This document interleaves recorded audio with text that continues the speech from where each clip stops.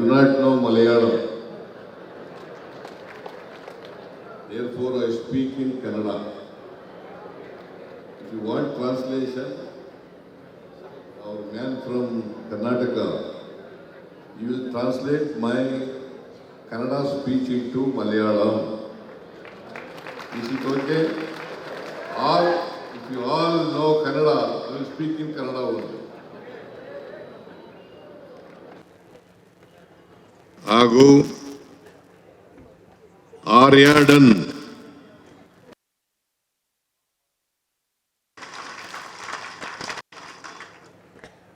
ಅವರ ಹೆಸರು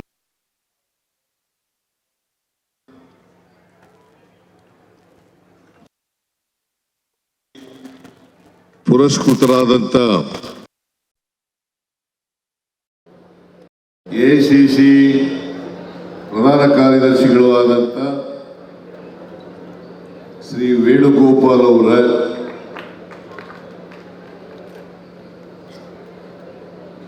ಕೇರಳ ವಿಧಾನಸಭೆಯಲ್ಲಿ ವಿರೋಧ ಪಕ್ಷದ ನಾಯಕರಾದಂಥ ಶ್ರೀ ವಿ.ಡಿ. ಸತೀಶನ್ ಅವರ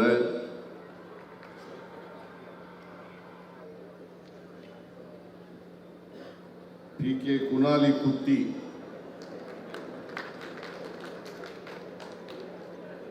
ವಿರೋಧ ಪಕ್ಷದ ಉಪನಾಯಕರಾದಂಥ ಮಾನ್ಯ ಕುನಾಲ್ ಕುಟ್ಟಿಯವರೇ, ಎಐಸಿಸಿ ವರ್ಕಿಂಗ್ ಕಮಿಟಿ ಸದಸ್ಯರಾದಂಥ ರಮೇಶ್ ಚೆನ್ನಿತಾಲ ಅವರೇ,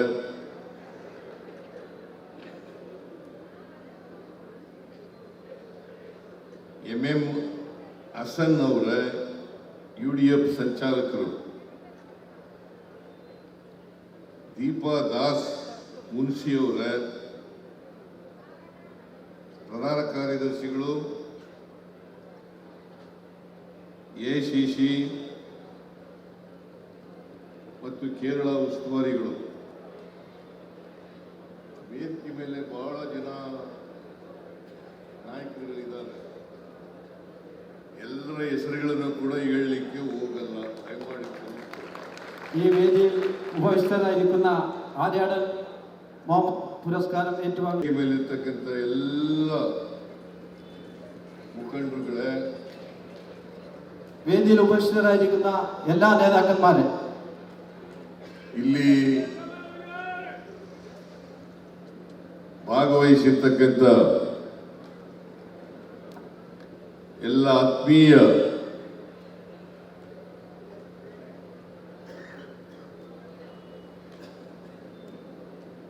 ಮಹನೀಯರೇ ಮತ್ತು ಮಹಿಳೆಯರೇ,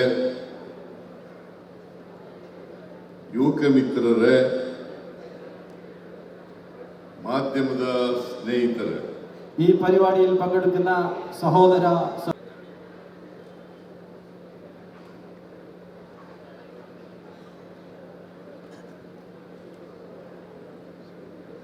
ನಾನು ಈ ಸಮಾರಂಭದಲ್ಲಿ ಅತ್ಯಂತ ಸಂತೋಷದಿಂದ ಭಾಗಿಯಾಗಿದ್ದೇನೆ. ഞാൻ ഈ പരിപാടി ಆರ್ಯಾಡನ್ ಮೊಹಮ್ಮದ್ ಅವರ ಕಿರಿಯ ಮಗ ನಮ್ಮ ರಾಜ್ಯಕ್ಕೆ ಬಂದು ನನ್ನನ್ನು ಭೇಟಿಯಾಗಿ ಆರ್ಯಾಡನ್ ಮೊಹಮ್ಮದ್ ರವರ 2ನೇ ಪುಣ್ಯತಿಥಿಯನ್ನು ನಾವು ಮಾಡ್ತಾ ಇದ್ದೇವೆ. ಈ ಸಂದರ್ಭದಲ್ಲಿ ಕೆ.ಸಿ. ವೇಣುಗೋಪಾಲ್ ಅವರಿಗೆ ನಮ್ಮ ತಂದೆಯವರ ಹೆಸರಿನಲ್ಲಿ ಪ್ರಶಸ್ತಿಯನ್ನು ಕೊಡ್ತಾ ಇದ್ದೇವೆ. ನಾನು ಈ ಕಾರ್ಯಕ್ರಮಕ್ಕೆ ಬಂದು ಆ ಪ್ರಶಸ್ತಿಯನ್ನು ವೇಣುಗೋಪಾಲ್ ಅವರಿಗೆ ಕೊಡಬೇಕು ಅಂತೇಳಿ ಮನವಿಯನ್ನು ಮಾಡಿದರು. ബാംഗ്ലൂരിൽ വന്ന ആര്യാടൻ മുഹമ്മദ് ഉണ്ടായി. അതനുസരിച്ച് ഞാൻ ഇന്ന് ഇവിടെ എത്തിച്ചേരിയിരിക്കുകയാണ്. ವೇಣುಗೋಪಾಲ್ ಅವರಿಗೆ ಪ್ರಶಸ್ತಿಯನ್ನು ಕೊಡ್ತಾ ಇರ್ತಕ್ಕಂಥದ್ದು ಬಹಳ ಸಂತೋಷದ ವಿಚಾರ. ನಾನು ಈ ಕಾರ್ಯಕ್ರಮಕ್ಕೆ ಬಂದೇ ಬರ್ತೀನಿ ಅಂತೇಳಿ അത്യന്ത സന്തോഷದಿಂದ ഒപ്പുകണ്ട്. KC വേണുഗോപാൽജിക്ക് ഈ ഒരു അവാർഡ് കൊടുക്കാൻ ഞാൻ എന്തായാലും വരും എന്ന് വളരെ സന്തോഷത്തോടുകൂടെ ഇവിടെ എത്തിച്ചേർന്നിരിക്കുകയാണ്.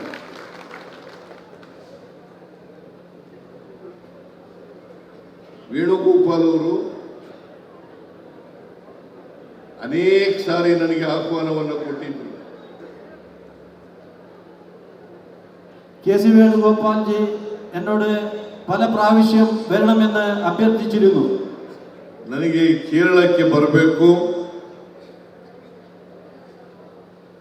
ಇಲ್ಲಿ ಕಾರ್ಯಕ್ರಮದಲ್ಲಿ ಭಾಗವಹಿಸಬೇಕು,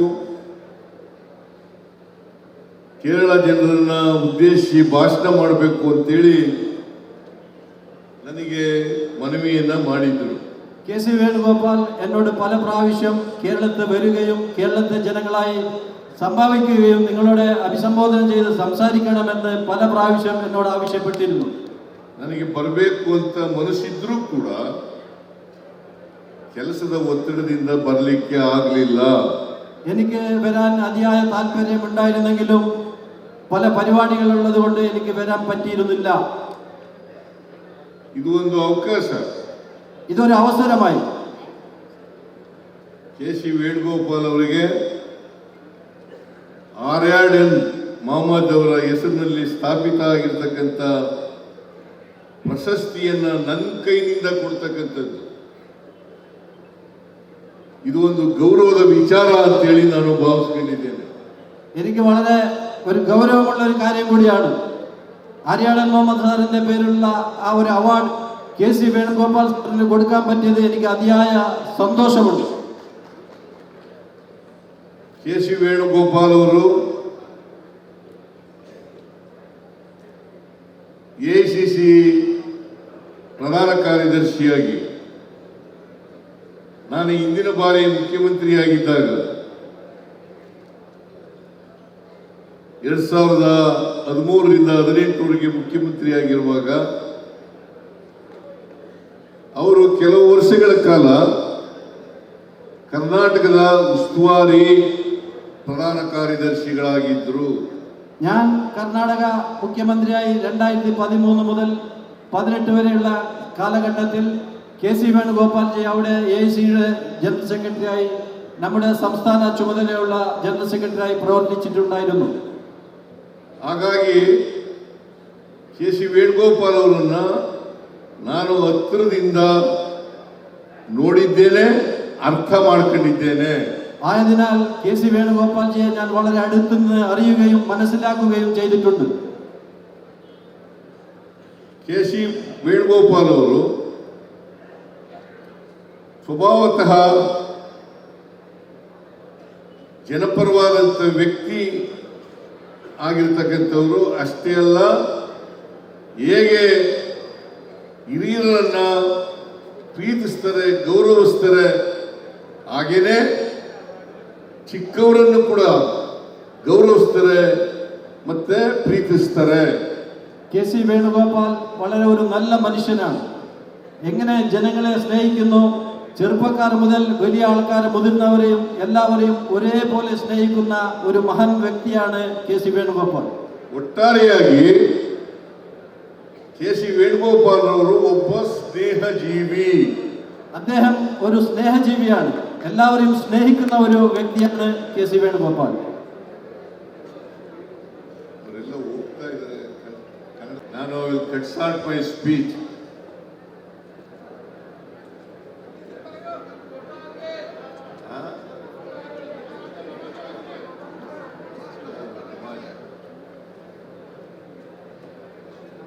KC ವೇಣುಗೋಪಾಲ್ ರವರು ಬಹಳ ಚಿಕ್ಕ ವಯಸ್ಸಿನಲ್ಲೇ ರಾಜಕೀಯ ಪ್ರವೇಶ ಮಾಡಿದಂಥವ್ರು. KC വേണുഗോപാൽ വളരെ ചെറിയ പ്രായത്തിൽ തന്നെ രാഷ്ട്രീയം പ്രവേശിച്ചുകൊണ്ട് ഈ ഒരു മട്ടത്തിലേക്ക് എത്തിയ ഒരു മഹാൻ വ്യക്തിയാണ്. ಕಾಂಗ್ರೆಸ್ ಪಕ್ಷವನ್ನು ಸೇರಿ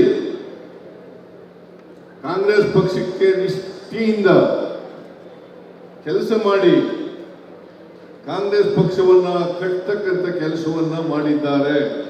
കോൺഗ്രസ് പാർട്ടിയിൽ അദ്ദേഹം ജോയിൻ ആയ ശേഷം ആ പാർട്ടിയെ വളരെ നന്നായി കെട്ടിപ്പണിയുവാൻ വളരെ സാഹസികമായി പ്രയത്നിച്ച ഒരു നേതാവാണ് വേണുഗോപാൽ. ಕೇರಳ ವಿಧಾನಸಭೆಯಲ್ಲಿ ಶಾಸಕರಾಗಿದ್ದಾರೆ, ಕೇರಳ ಸರ್ಕಾರದಲ್ಲಿ ಮಂತ್ರಿಯಾಗಿದ್ದಾರೆ, ಲೋಕಸಭೆಯ ಸದಸ್ಯರಾಗಿದ್ದಾರೆ, ಅಷ್ಟೇ ಅಲ್ಲ ರಾಜ್ಯಸಭಾ സദസ്യರು ಕೂಡ ಆಗಿದ್ರು. കേരളത്തിൽ MLA ആവുകയും അതിനുശേഷം മന്ത്രിയാവുകയും അതിനുശേഷം അദ്ദേഹം പാർലമെന്റിൽ MP ആയി തെരഞ്ഞെടുത്തു. പിന്നെ രാജ്യസഭാ അംഗമായും പ്രവർത്തിച്ചിട്ടുണ്ട്. ಅವರು ಕಾಂಗ್ರೆಸ್ ಪಕ್ಷವನ್ನು ಬಲಪಡಿಸುವುದರಲ್ಲಿ ಅಪಾರವಾದಂತ ಶ್ರಮವನ್ನ ಮಾಡಿದ್ದಾರೆ ಅಂತ ಹೇಳಿದ್ರೆ ಅದು അതിശയോക്തി ಆಗಲಾರದು. അദ്ദേഹം ഈ കോൺഗ്രസ് പാർട്ടിയെ കെട്ടിപ്പണിയാൻ വേണ്ടി ചെയ്യുന്ന ആ സേവനം വളരെ വലുതാണ് എന്ന് പറഞ്ഞാൽ അത് കുറവാവില്ല. ರಾಹುಲ್ ಗಾಂಧಿ ಅವರು ಭಾರತ್ ಜೋಡೋ ಯಾತ್ರೆಯನ್ನು ಕೈಗೊಂಡಾಗ ಆ ಯಾತ್ರೆ ಯಶಸ್ವಿಯಾಗಲಿಕ್ಕೆ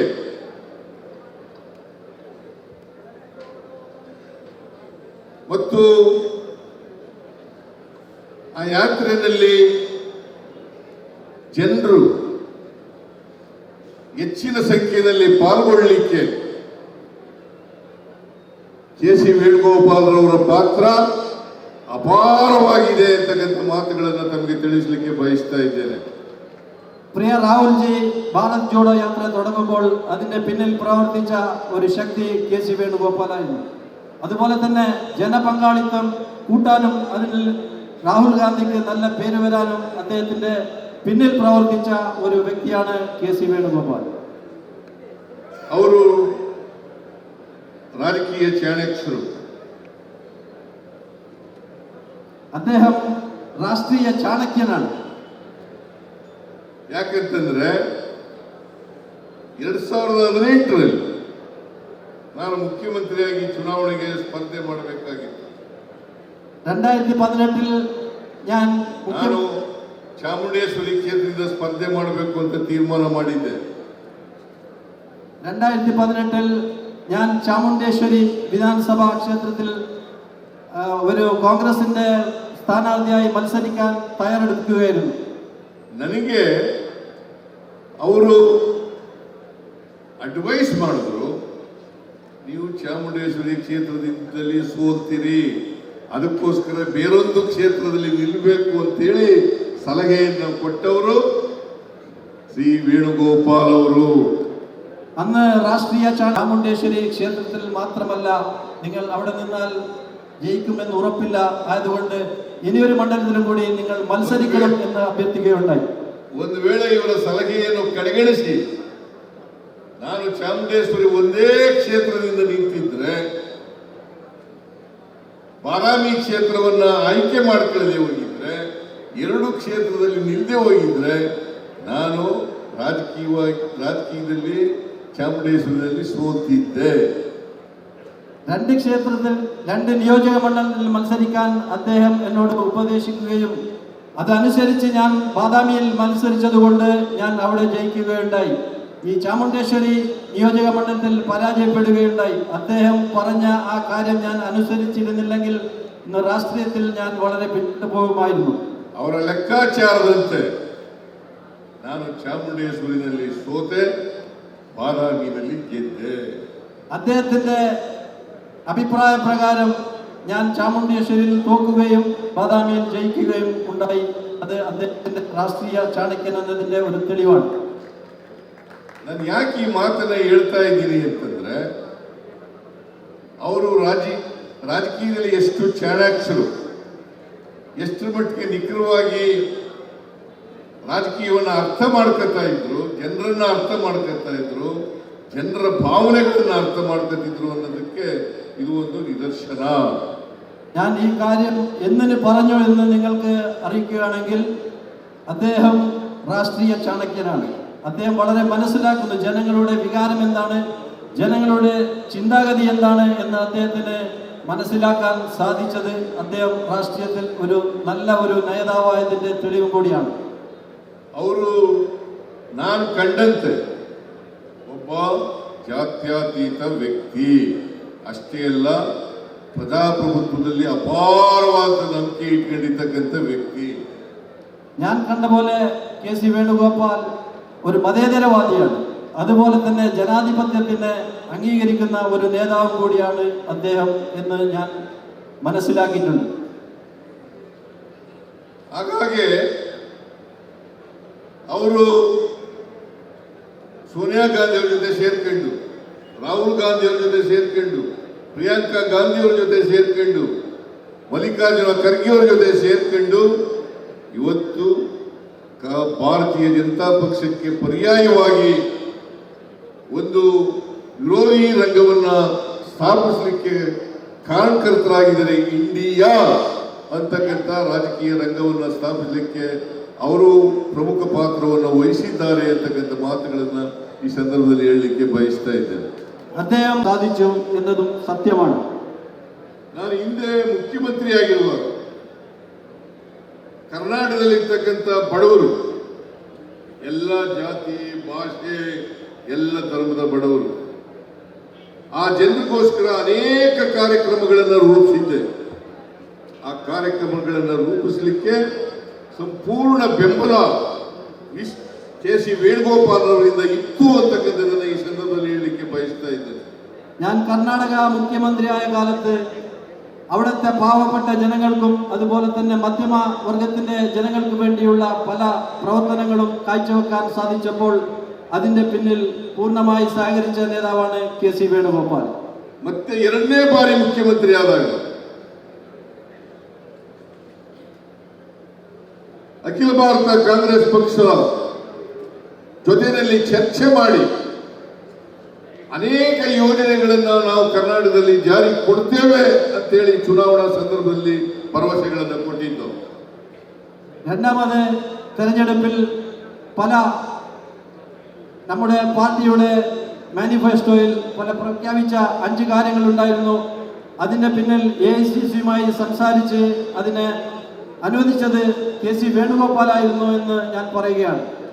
5 ಗ್ಯಾರಂಟಿ ಯೋಜನೆಗಳನ್ನು ಘೋಷಣೆ ಮಾಡಿದ್ದು. 5 ಗ್ಯಾರಂಟಿ ഞങ്ങൾ അവിടെ പ്രഖ്യാപിക്കുകയുണ്ടായി.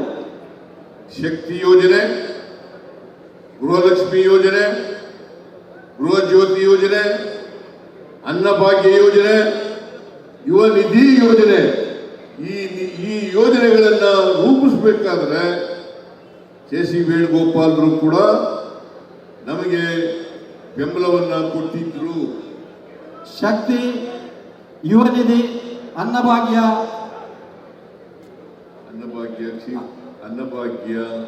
ಗೃಹಲಕ್ಷ್ಮಿ, ಗೃಹಜ್ಯೋತಿ, ಈ ಎಲ್ಲ 5 ಗ್ಯಾರಂಟಿകൾ ಪ್ರಖ್ಯಾಪಿക്കുന്നതിന്റെ പിന്നിലും KC വേണുഗോപാൽ ആയിരുന്നു. ನಾವು ಜನರಿಗೆ ಹೇಳಿದ್ದು, ನಾವು ಅಧಿಕಾರಕ್ಕೆ ಬಂದ 1 ವರ್ಷದಲ್ಲಿ ಎಲ್ಲ 5 ಯೋಜನೆಗಳನ್ನು ಜಾರಿ ಕೊಡ್ತೇವೆ ಅಂತಕ್ಕಂಥ ಮಾತುಗಳನ್ನು ಹೇಳಿದ್ದು. ഞങ്ങൾ ജനങ്ങളോട് പറയുകയുണ്ടായി, നമ്മൾ അധികാരത്തിൽ വന്നാൽ 5 ಗ್ಯಾರಂಟಿകളും നടപ്പിലാക്കി തരുമെന്ന് ಜನಗಳോട് പറയുകയുണ്ടായിരുന്നു. ಈಗ ನಾವು ಅಧಿಕಾರಕ್ಕೆ ಬಂದು 1 ವರ್ಷ 4 ತಿಂಗಳಾಯಿತು. ಎಲ್ಲ ಕಾರ್ಯಕ್ರಮಗಳನ್ನು ಕೂಡ ಜಾರಿ ಮಾಡಿದ್ದೇವೆ. ಈ ಯೋಜನೆಗಳಿಗೆ ಸುಮಾರು 56,000 ಕೋಟಿ ರೂಪಾಯಿಗಳು ಖರ್ಚಾಗಿದ್ದಾವೆ. ഇപ്പോൾ നമ്മൾ അധികാരത്തിൽ വന്ന് 1 വർഷവും 4 മാസവും തികയുകയാണ്. 5 ഗ്യാരണ്ടികൾ ജനങ്ങൾക്ക് കൊടുക്കുകയും 56,000 കോടി രൂപ ജനങ്ങൾക്കായി നമ്മൾ നീക്കിവെച്ചിരിക്കുകയാണ് കർണാടക സർക്കാർ. ಈ ಕಾರಣದಿಂದಲೇ ಕರ್ನಾಟಕದಲ್ಲಿ ಅಧಿಕೃತ ವಿರೋಧ ಪಕ್ಷವಾಗಿರ್ತಕ್ಕಂಥ BJP ಮತ್ತು JDS, ನಿಮಗೆಲ್ಲ ಗೊತ್ತಿದೆ, ಕರ್ನಾಟಕದಲ್ಲಿ 3 ರಾಜಕೀಯ ಪಕ್ಷಗಳು ಪ್ರಮುಖವಾಗಿದ್ದಾವೆ. ಒಂದು ಕಾಂಗ್ರೆಸ್, ಎರಡನೇದು BJP, ಮೂರನೇದು ಜಾತ್ಯತೀತ ಜನತಾ ದಳ. കർണാടകയിൽ 3 പ്രമുഖ പാർട്ടികളാണുള്ളത്. ഒന്ന് കോൺഗ്രസ് പാർട്ടി, രണ്ടാമത്തത് BJP, മൂന്നാമത്തത് ജനതാദൾ ಸೆಕ್ಯುಲರ್. JDS ಈಗ ಜಾತ್ಯತೀತ ಜನತಾದಳವಾಗಿರುವುದಿಲ್ಲ. JDS ഇന്ന് ജനതാദൾ ಸೆಕ್ಯುಲರ್ ആയിട്ട് അവിടെ നിലനിൽപ്പില്ല. ಯಾಕೆಂತಂದ್ರೆ ಈಗ ಕಳೆದ ಲೋಕಸಭಾ ಚುನಾವಣೆಯಲ್ಲಿ ಕೋಮುವಾದಿ ಬಿಜೆಪಿ ಜೊತೆಯಲ್ಲಿ ಸೇರ್ಕೊಂಡ್ಬಿಟ್ಟಿದ್ದಾರೆ. നിങ്ങൾക്കറിയാമല്ലോ ആ പാർട്ടി ഇന്ന് വർഗീയവാദികളായ ഭാരതീയ ജനതാ പാർട്ടിയുടെ കൂടെ സഖ്യത്തിലാണ്. ಈ ಎರಡೂ ಪಕ್ಷಗಳನ್ನ ಸೋಲಿಸಿ ನಾವು ಅಧಿಕಾರಕ್ಕೆ ಬಂದಿದ್ದೇವೆ. ആ രണ്ട് പാർട്ടികളെയും തോൽപ്പിച്ചുകയാണ്.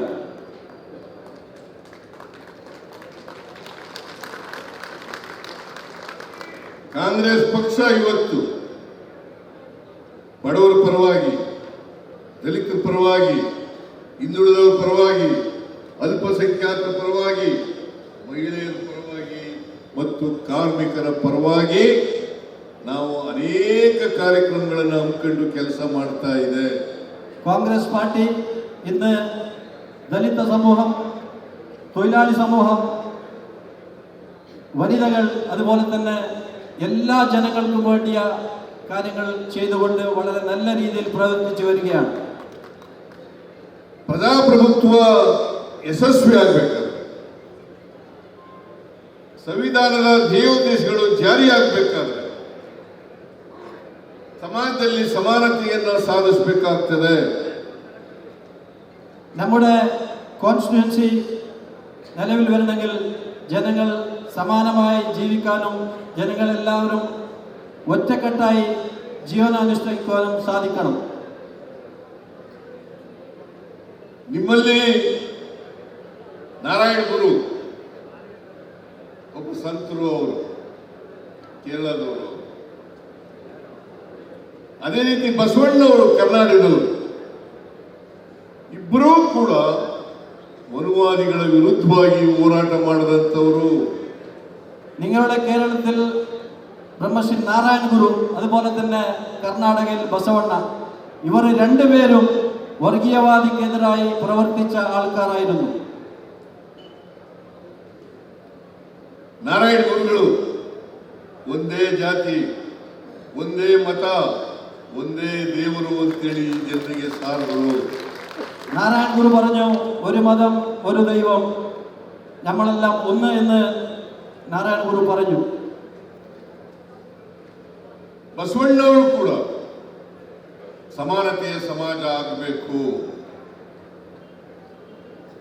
ಸಮಾನತೆಯ ಸಮಾಜ ಆಗದೆ ಹೋದರೆ ರಾಜಕೀಯ ಪ್ರಜಾಪ್ರಭುತ್ವ ಯಶಸ್ವಿಯಾಗಲಿಕ್ಕೆ ಸಾಧ್ಯ ಇಲ್ಲ. അതുപോലെ തന്നെ ബസവണ്ണ പറഞ്ഞു, നാം എല്ലാവരും ഒരുപോലെ ആയിരിക്കണം, എങ്കിൽ മാത്രം ഈ ഡെമോക്രസിയിൽ നാം എല്ലാം ഒരുമിച്ച് പോകാൻ സാധിക്കും എന്ന് ബസവണ്ണ കർണാടകയിലും പറയുകയുണ്ടായി.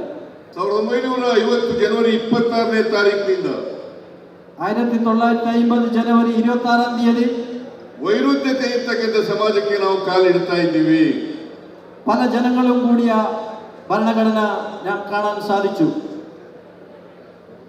ಆರ್ಥಿಕ ಅಸಮಾನತೆ ಇದೆ, ಸಾಮಾಜಿಕ ಅಸಮಾನತೆ ಇದೆ. ಈ ಅಸಮಾನತೆಯನ್ನ ಎಲ್ಲಿವರೆಗೆ ನಾವು ಹೋಗಲಾಡಿಸ ಸಾಧ್ಯಲ್ಲ, ಅಲ್ಲಿವರೆಗೆ ದೇಶ ಸಮೃದ್ಧಿಯಾಗಿ ಬೆಳಿಲಿಕ್ಕೆ ಸಾಧ್ಯ ಇಲ್ಲ, ದೇಶ ಶಾಂತಿಯಿಂದ ಇರಲಿಕ್ಕೆ ಸಾಧ್ಯ ಇಲ್ಲ. സാമ്പത്തികമായും ജനങ്ങളെല്ലാം ഒരുമിച്ച് ഈ നാടിന്റെ ഐക്യത്തിന് പ്രവർത്തിച്ചാൽ മാത്രം നമ്മുടെ ഈ നാട് പുരോഗമനയിലേക്ക് പോകാൻ സാധ്യതയുണ്ട്. ಇದನ್ನ ಬಸವಣ್ಣವರು ಪ್ರತಿಪಾದನೆ ಮಾಡಿದ್ರು, ನಾರಾಯಣ ಗುರುಗಳು ಪ್ರತಿಪಾದನೆ ಮಾಡಿದ್ರು, ಬಾಬಾ ಸಾಹೇಬ್ ಅಂಬೇಡ್ಕರ್ ಅವರು ಕೂಡ ಪ್ರತಿಪಾದನೆಯನ್ನ ಮಾಡಿದ್ರು. ഇതിനെ ബസവണ്ണ പറഞ്ഞതും അത് തന്നെയാണ്, നാരായണ ഗുരു പറഞ്ഞതും അത് തന്നെയാണ്. അതിനെ അടിവരയിടുകയായിരുന്നു അംബേദ്കർ. ಇದರಲ್ಲಿ ನಂಬಿಕೆ ಇಟ್ಕೊಂಡಿರ್ತಕ್ಕಂಥವರು ಕರ್ನಾಟಕದ ಕಾಂಗ್ರೆಸ್ನವರು, ಇಡೀ ರಾಷ್ಟ್ರೀಯ ಕಾಂಗ್ರೆಸ್ ಅಂತಕ್ಕಂಥ ಮಾತುಗಳನ್ನು ಹೇಳಲಿಕ್ಕೆ ಬಯಸ್ತಾ ಇದ್ದೇನೆ. ഇതിനെ അനുസരിക്കുന്നതാണ് കർണാടകത്തിലെ കോൺഗ്രസ് സർക്കാരും ഇടീ കോൺഗ്രസ് പാർട്ടിയും എന്ന് ഞാൻ പറയാൻ ആഗ്രഹിക്കുകയാണ്. ನಮ್ಮ ನಾಯಕರಾದಂಥ ರಾಹುಲ್ ಗಾಂಧಿಯವರು ಕೂಡ ಇದೇ ವಿಚಾರದಲ್ಲಿ ಬದ್ಧತೆಯನ್ನ ಇಟ್ಟುಕೊಂಡಿರ್ತಕ್ಕಂಥವರು. ನಮ್ಮ നേതാവ് രാഹുൽജിയും ഇതേ മൂന്ന് ആൾക്കാരുടെ എന്തായിരുന്നു ആശയം, ഇന്ത്യൻ ഭരണഘടന എന്താ പറയുന്നത്, അത് അനുസരിക്കുന്ന നേതാവാണ് രാഹുൽജി എന്ന് ഞാൻ നിങ്ങളെ ഓർമ്മിപ്പിക്കുകയാണ്. ಯಾರು ಪ್ರಜಾಪ್ರಭುತ್ವದಲ್ಲಿ, ಸಂವಿಧಾನದಲ್ಲಿ, ಜಾತ್ಯತೀತ ತತ್ವದಲ್ಲಿ ನಂಬಿಕೆಯನ್ನು ಇಟ್ಕೊಂಡಿದ್ದಾರೆ ಅವರನ್ನ ಕಂಡ್ರೆ ಭಾರತೀಯ ಜನತಾ ಪಕ್ಷದವರಿಗೆ ಆಗಲ್ಲ. ആര് മതേതരവാദികളാണോ അല്ലെങ്കിൽ ജനങ്ങളുടെ ഇടയിൽ പ്രവർത്തിക്കുന്ന ആളാണോ അല്ലെങ്കിൽ നാം വലുതോ ചെറുതോ എന്ന് വേർതിരിയാത്ത എല്ലാവരോടും കൂടെ പോകുന്ന ആളാണ് നമ്മൾ. പക്ഷേ ഇങ്ങനെയുള്ള ആൾക്കാരെ BJPക്ക് എന്നും അനുസരിക്കാനോ സഹായിക്കാനോ സാധ്യമല്ല എന്നും കൂടി ഞാൻ ആവർത്തിച്ച് പറയുകയാണ്. ಈ ದೇಶದಲ್ಲಿ ಅನೇಕ ಧರ್ಮಗಳಿದ್ದಾವೆ, ಅನೇಕ ಜಾತಿಗಳಿದ್ದಾವೆ, ಅನೇಕ ಭಾಷೆಗಳಿದ್ದಾವೆ, ಅನೇಕ ಸಂಸ್ಕೃತಿಗಳಿದ್ದಾವೆ. ഈ നമ്മുടെ ഇന്ത്യ മഹാരാജ്യത്ത് പല രാഷ്ട്രീയ പാർട്ടികളും പല ജനതകളും പല ആചാര വിചാരങ്ങളും പല സംസ്കൃത വൈചാര്യമുള്ള ഒരു നാടാണ് ഇന്ത്യ എന്ന നാട്. ಈ ಮಣ್ಣಿನ ಗುಣ, ಭಾರತದ ಮಣ್ಣಿನ ಗುಣ ವೈವಿಧ್ಯತೆಯಲ್ಲಿ ಏಕತೆಯನ್ನ ಕಾಣ್ತಕ್ಕಂಥದ್ದು. നാം എല്ലാവരും ഒരുമിച്ച് ഒറ്റ അമ്മയുടെ സഹോദരങ്ങളെ പോലെ ജീവിക്കുന്ന ഒരു മണ്ണാണ് ഭാരതീയ മണ്ണ് എന്ന് പറയാൻ ഞാൻ ആഗ്രഹിക്കുകയാണ്. ಕೇರಳ ಜಾತ್ಯತೀತ ತತ್ವದಲ್ಲಿ, ಜಾತ್ಯತೀತ ರಾಷ್ಟ್ರ ನಿರ್ಮಾಣ ಮಾಡೋದ್ರಲ್ಲಿ, ಸಮಾಜವಾದಿ ರಾಷ್ಟ್ರ ನಿರ್ಮಾಣ ಮಾಡೋದ್ರಲ್ಲಿ ಮೊದಲಿಂದಲೂ ಕೂಡ ಮುಂಚೂಣಿಯಲ್ಲಿದೆ ಅಂತಕ್ಕಂಥ ವಸ್ತುವನ್ನು ನಾನು ಅರ್ಥ ಮಾಡ್ಕೊಂಡಿದ್ದೇನೆ. കേരളം ഒരു മതേതര രാജ്യമാണ്. അതുപോലെ തന്നെ ഇന്ത്യയുടെ മതേതരത്തിന് കേരളം വലിയ പങ്ക് വഹിച്ചിട്ടുണ്ട് എന്ന് ഞാൻ വളരെ അഭിമാനം കൊള്ളുന്നു. ನಾವು ಎಲ್ಲರೂ ಕೂಡ ಜಾತ್ಯತೀತವಾದಿಗಳಾಗಬೇಕು. നാം എല്ലാവരും മതേതരവാദികളാവണം. ಎಲ್ಲ ಧರ್ಮದವರನ್ನು ಕೂಡ ಸಮಾನವಾಗಿ ಕಾಣ್ತಕ್ಕಂಥ ಭಾವನೆಯನ್ನ ಬೆಳೆಸ್ಕೋಬೇಕು. എല്ലാ മതസ്ഥരെയും ഒരുപോലെ കാണുന്ന ഒരു സ്വഭാവം നമ്മുടെ മനസ്സിൽ ഉണ്ടാവണം. ಯಾಕಂದ್ರೆ ಈ ದೇಶದಲ್ಲಿರ್ತಕ್ಕಂಥ ಎಲ್ಲ ಧರ್ಮಗಳು ಕೂಡ ಪ್ರೀತಿಯನ್ನ ಹೇಳ್ತವೆ ಹೊರತು ದ್ವೇಷವನ್ನ ಹೇಳಲಿಕ್ಕೆ ಬಿಡಲ್ಲ. എല്ലാ മതങ്ങളും സ്നേഹത്തിന് കൈകൊടുക്കാൻ പറഞ്ഞതല്ലാതെ ആരും ആഗ്രഹിക്കുന്നതല്ല. ಆದ್ರಿಂದ ಕೇರಳ ಮೊದಲಿನಿಂದಲೂ ಕೂಡ ಜಾತ್ಯತೀತ ತತ್ವಕ್ಕೆ, ಸಮಾಜವಾದಿ ತತ್ವಕ್ಕೆ, ಪ್ರಜಾಪ್ರಭುತ್ವಕ್ಕೆ ಇವರು ಬದ್ಧತೆ ಇರ್ತಕ್ಕಂಥ ರಾಜ್ಯ. ആയതിനാൽ കേരളം മതേതരവാദിത്വത്തിനും പരമത സഹിഷ്ണുതയ്ക്കുമുള്ള ഒരു സംസ്ഥാനമായി കേരളം നമുക്ക് കാണാൻ സാധിക്കുന്നു. ಅಂತ ರಾಜ್ಯದಿಂದ KC ವೇಣುಗೋಪಾಲ್ ರವರು ಬಂದಿದ್ದಾರೆ. അങ്ങനെയുള്ള ഒരു സംസ്ഥാനത്ത് നിന്ന് KC വേണുഗോപാൽ വന്നിരിക്കുകയാണ്. ಅದಕ್ಕಾಗಿಯೇ ಅವರು ಮೊದಲಿಂದಲೂ ಕೂಡ ಅವರ ರಕ್ತದಲ್ಲಿ ಸಮಾಜವಾದ, ಪ್ರಜಾಪ್ರಭುತ್ವ ಮೈಗೂಡಿಸ್ಕೊಂಡಿರ್ತಕ್ಕಂಥದ್ದು ಮತ್ತೆ ಜಾತ್ಯತೀತೆ ಅವರಲ್ಲಿ ಮೈಗೂಡಿಸ್ಕೊಂಡಿರ್ತಕ್ಕಂಥದ್ದು. അതിനാൽ അദ്ദേഹത്തിന്റെ രക്തത്തിൽ മതേതരവാദിത്വം അതുപോലെ തന്നെ ജനാധിപത്യം എല്ലാം അദ്ദേഹത്തിന്റെ രക്തത്തിലുണ്ട് എന്ന് ഞാൻ വിശ്വസിച്ച ഒരാളാണ്. അദ്ദേഹം ഇവിടെ വന്നിരിക്കുകയാണ്. ಇವತ್ತು ಆರ್ಯಾಡನ್ ಮೊಹಮ್ಮದ್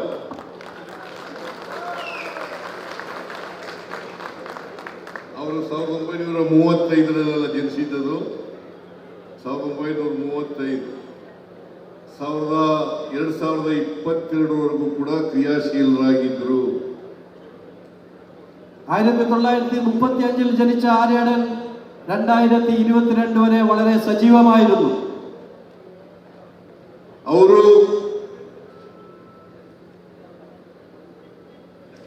ಅನೇಕ ವರ್ಷಗಳ ಕಾಲ ಶಾಸಕರಾಗಿ ಸುಮಾರು 34 ವರ್ಷಗಳು. അദ്ദേഹം 34 വർഷങ്ങളോളം കാലം ഇവിടുത്തെ MLA ആയിരുന്നു, മന്ത്രിയായിരുന്നു. ಬಹಳ ದೀರ್ಘಕಾಲ ಸಾರ್ವಜನಿಕ ಜೀವನದಲ್ಲಿದ್ದರು. വളരെ ദീർഘമായ കാലത്ത് ജനങ്ങളുടെ കൂടെ ജീവിച്ച ഒരു വ്യക്തിയാണ് ആര്യാടൻ. ಅವರು 17ನೇ ವಯಸ್ಸಿನಲ್ಲೇ ಕಾಂಗ್ರೆಸ್ ಕಾರ್ಯಕರ್ತರಾಗಿ 23ನೇ ವರ್ಷಕ್ಕೆ ಸಕ್ರಿಯ ಸದಸ್ಯರಾಗಿ ಅವರು ಬದುಕಿರೋವರೆಗೂ ಕೂಡ ಕಾಂಗ್ರೆಸ್ನಲ್ಲೇ ಇದ್ರು ಅಂತಕ್ಕಂಥದ್ದು ನಮ್ಮೆಲ್ಲರಿಗೂ ಹೆಮ್ಮೆಯ ವಿಚಾರ. അദ്ദേഹം 16ാം വയസ്സിൽ കോൺഗ്രസിൽ ചേരുകയും 23ാം വയസ്സിൽ നിന്ന് വളരെ സജീവമായി പ്രവർത്തിച്ച് വളരെ കാലം ഈ കോൺഗ്രസ് പാർട്ടിയിൽ പ്രവർത്തിച്ച് മരിക്കുന്നത് വരെ കോൺഗ്രസ്സുകാരനായി മരിക്കുകയും ചെയ്ത ഒരു വ്യക്തിയാണ്. ಸಾರ್ವಜನಿಕ ಜೀವನ ಇಂದಿನ ಯುವ ಪೀಳಿಗೆಗೆ ಮಾರ್ಗದರ್ಶನ ಮತ್ತು ಆದರ್ಶ ಅಂತ ಹೇಳಲಿಕ್ಕೆ ಬಯಸ್ತಾ ಇದ್ದೇನೆ. അദ്ദേഹത്തിന്റെ ജീവിത ശൈലിയും പാർട്ടി പ്രവർത്തനവും ഇന്നത്തെ ചെറുപ്പക്കാർക്ക് ഒരു മാതരിയാണ്. അതിനെ എല്ലാ യുവാക്കളും അനുസരിക്കണമെന്ന് അഭ്യർത്ഥിക്കുകയാണ്. ಅಂತ ನಿಷ್ಠಾವಂತ ಕಾಂಗ್ರೆಸ್ಸಿಗರ ಹೆಸರಿನಲ್ಲಿ ಅವಾರ್ಡ್ ಅನ್ನು ಸ್ಥಾಪನೆ ಮಾಡಿ ಕೆ ಸಿ ವೇಣುಗೋಪಾಲ್ ಅವರಿಗೆ ಇನ್ನೊಬ್ಬ ಜಾತ್ಯತೀತ ವ್ಯಕ್ತಿ ಅಂತ ವ್ಯಕ್ತಿಗೆ ಕೊಟ್ಟಿರ್ತಕ್ಕಂಥದ್ದು ಬಹಳ ಸಂತೋಷವನ್ನು ಉಂಟು ಮಾಡಿದೆ.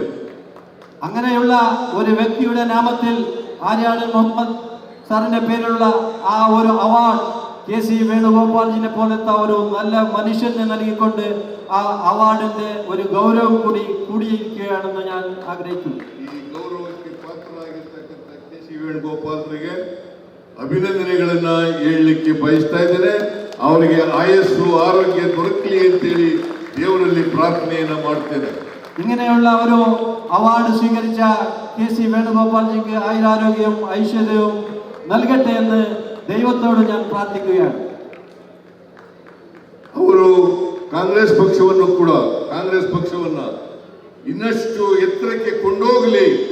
ಯಾಕಂತಂದ್ರೆ ಬಹಳ ಕಾಂಗ್ರೆಸ್ ಪಕ್ಷ ಕೆಳ ಮಟ್ಟಕ್ಕೆ ಬಂದಿದ್ದಂಥ ಕಾಲದಿಂದಲೂ ಕೂಡ ಅವರು ಪ್ರಧಾನ ಕಾರ್ಯದರ್ಶಿಗಳಾಗಿದ್ದಾರೆ. ಈಗ ಮೇಲಕ್ಕೆ ಬರ್ತಾ ಇರ್ತಕ್ಕಂಥ ಕಾಲದಲ್ಲೂ ಕೂಡ ಪ್ರಧಾನ ಕಾರ್ಯದರ್ಶಿಗಳಾಗಿದ್ದಾರೆ. ಅವರು ಕಾಲದಲ್ಲಿ ಕಾಂಗ್ರೆಸ್ ಪಕ್ಷ ಅಧಿಕಾರಕ್ಕೆ ಬರಲಿ, ಈ ದೇಶವನ್ನು ಉಳಿಸ್ತಕ್ಕಂಥ ಕೆಲಸವನ್ನು ಮಾಡಲಿ ಅಂತೇಳಿ ನಾನು ಹಾರೈಸ್ತೇನೆ. അദ്ദേഹം AICC ജനറൽ സെക്രട്ടറി ആയ സമയങ്ങളിൽ കോൺഗ്രസ് വളരെ ദുർബലമായിരുന്നു.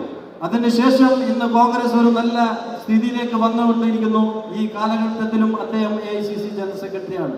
അദ്ദേഹത്തിന്റെ നേതൃത്വത്തിൽ ഇനിയും നമ്മുടെ ഈ പാർട്ടി വളരെ മുന്നോട്ട് പോകട്ടെ, വരും ദിവസങ്ങളിൽ കോൺഗ്രസിന്റെ ദിവസമാകട്ടെ എന്ന് ഞാൻ പ്രാർത്ഥിക്കുകയാണ്. ಭಾರತೀಯ ಜನತಾ ಪಕ್ಷ ಈ ದೇಶದಲ್ಲಿ ಬೆಳೆಯಬಾರದು. BJP ಈ ನಾട്ടിൽ വരാൻ പാടില്ല. ಯಾಕಂದ್ರೆ ಭಾರತೀಯ ಜನತಾ ಪಕ್ಷ ಬೆಂಕಿ ಇಡತಕ್ಕಂಥ ಪಕ್ಷ. BJP ജനങ്ങളെ തമ്മിൽ വെറുപ്പിക്കുകയും തീ കൊടുക്കുന്ന ഒരു പാർട്ടിയാണ്. ಧರ್ಮದ ಹೆಸರಿನಲ್ಲಿ ಜಾತಿ ಹೆಸರಿನಲ್ಲಿ ರಾಜಕಾರಣ ಮಾಡ್ತಾ ಇರ್ತಕ್ಕಂಥ ಪಕ್ಷ. മതവും ജാതിയും പറഞ്ഞുകൊണ്ട് രാഷ്ട്രീയം കളിക്കുന്ന പാർട്ടിയാണ് BJP. ಈ ದೇಶದ ರಾಜಕಾರಣದಿಂದ ಭಾರತೀಯ ಜನತಾ ಪಕ್ಷವನ್ನು ತೊಲಗಿಸ್ತಕ್ಕಂಥದ್ದು ನಮ್ಮೆಲ್ಲರ ಕರ್ತವ್ಯ ಮತ್ತು ಜವಾಬ್ದಾರಿ ಅಂತಕ್ಕಂಥ ಮಾತುಗಳನ್ನ ಹೇಳಲಿಕ್ಕೆ ಬಯಸ್ತಾ ಇದ್ದೇನೆ. BJPയെ തുടച്ചു നീക്കുന്നത് നമ്മുടെ എല്ലാവരുടെയും ಧ್ಯೇಯമാകണമെന്ന് ഞാൻ നിങ്ങളോട് അഭ്യർത്ഥിക്കുകയാണ്. ಅದಕ್ಕೋಸ್ಕರ ನಾವೆಲ್ಲರೂ ಕೂಡ ಪ್ರಯತ್ನ ಮಾಡೋಣ. ಕೆ ಸಿ ವೇಣುಗೋಪಾಲ್, ರಾಹುಲ್ ಗಾಂಧಿಯವರು, ಮಲ್ಲಿಕಾರ್ಜುನ್ ಖರ್ಗೆಯವರು, ಸೋನಿಯಾ ಗಾಂಧಿಯವರು, ಅವರೆಲ್ಲರ ನಾಯಕತ್ವದಲ್ಲಿ ನಾವೆಲ್ಲರೂ ಕೂಡ ಪಕ್ಷವನ್ನು ಬಲಪಡಿಸ್ತಕ್ಕಂಥ ಕೆಲಸವನ್ನು ಮಾಡೋಣ. ಜಾತ್ಯತೀತ ತತ್ವದಲ್ಲಿ, ಸಂವಿಧಾನದಲ್ಲಿ, ಪ್ರಜಾಪ್ರಭುತ್ವದಲ್ಲಿ ನಂಬಿಕೆ ಇಟ್ಕೊಂಡು ಮುಂದೆ ಹೋಗೋಣ ಅಂತೇಳಿ ಹಾರೈಸಿ ನನ್ನ ಮಾತುಗಳನ್ನು ಮುಗಿಸ್ತೇನೆ. ಜೈ ಹಿಂದ್, ಜೈ ಕರ್ನಾಟಕ.